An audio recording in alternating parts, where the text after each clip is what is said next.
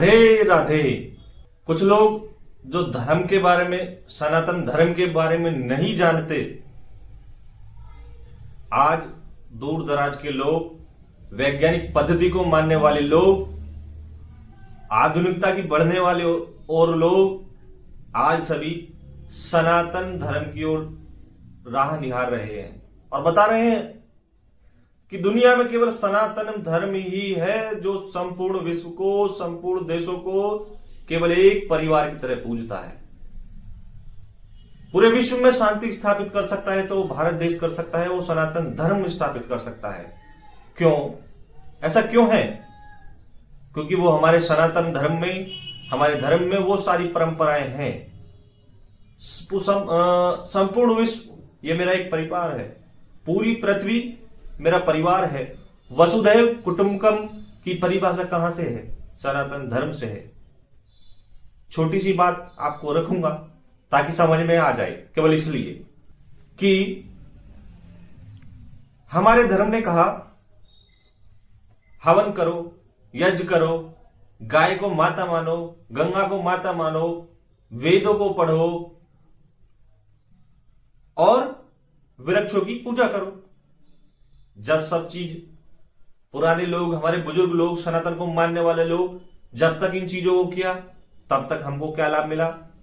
हमने हवन किया, यज्ञ किया, हमको क्या मिला? हमको हमारा पर्यावरण एकदम शुद्ध मिला, हमको वायु शुद्ध मिली। दूसरा, हमने गंगा को माता माना, उसके जल का संरक्षण किया, हमारा वाटर लेवल कितना ऊपर था। बहुत ही कम खुदाई करने के बाद ही पानी निकल जाता। लोग गांव में कहते थे चोए आ जाते थे, यानी कि थोड़ा सा पैर मारते ही पानी ऊपर कुछ इलाकों में निकल जाता था। गाय को माता मानो, हमारे शरीर के लिए, हमारा हष्टपुष्ट शरीर रहता था।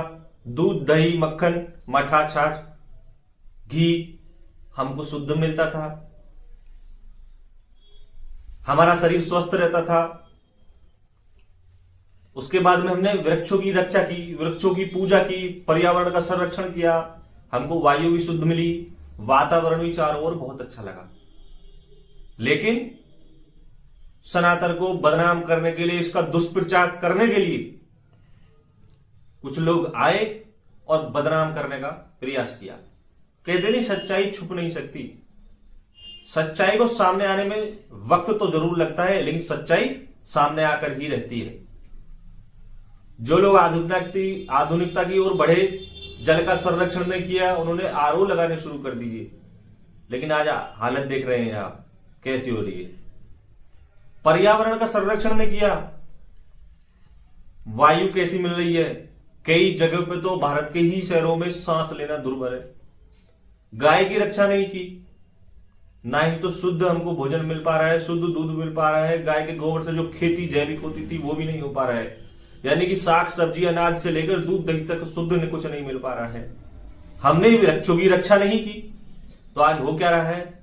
वायु प्रदूषण बढ़ रहा है, तापमान एनवायरमेंट का वो बढ़ रहा है, और हमने जल का संरक्षण नहीं किया तो वाटर लेवल हमारा कितना नीचे पहुंच गया है, उसको हमको चिंता करने का विषय है। दोनों पक्ष आपके सामने आ गए। यदि धर्म को मानते तो हम लोग कहां से कहां होते, और आधुनिकता की ओर बढ़े तो हम कहां से कहां आ गए। कुछ चीजों में हम आगे बढ़े हैं, मैं विरोध नहीं करता आधुनिकता का, लेकिन उतनी ही जितनी आवश्यकता हो। तो यदि हमको दूसरी आधुनिकता में आने के बाद लाभ नहीं मिला, नुकसान हुआ, तो हमें कहां जाना पड़ेगा? धर्म की ओर।